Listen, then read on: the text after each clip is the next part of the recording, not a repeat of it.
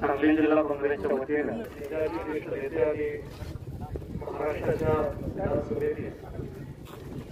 सांगली जिल्ह्याचे पालकमंत्री नामदार खरे हे जिल्ह्याच्या वतीनं या ठिकाणी पुष्पांजली अर्पण करीत आहेत।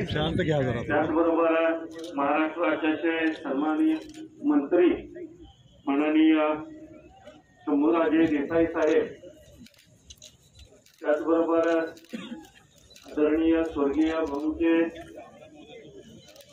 सहकारी नामदार दीपकराव केसरकर साहेब हे या ठिकाणी पुष्पांजली अर्पण करीत आहेत। त्याचबरोबर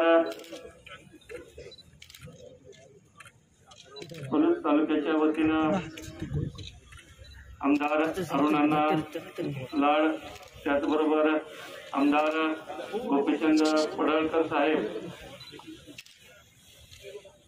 राष्ट्रवादी काँग्रेस पक्षाचे प्रदेशाध्यक्ष सन्माननीय आमदार जयंतरावजी पाटील साहेब ते या ठिकाणी आदरांजली व्यक्त करीत आहेत। माजी मंत्री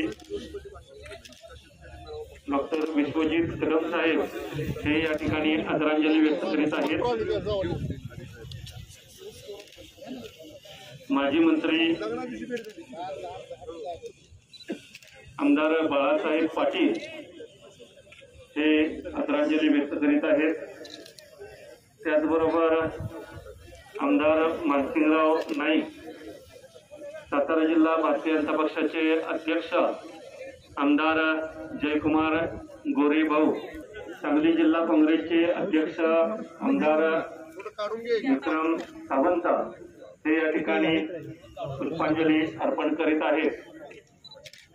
आमदार सुधीर भाऊ गाडगीळ हे या ठिकाणी आदरांजली व्यक्त करीत आहेत।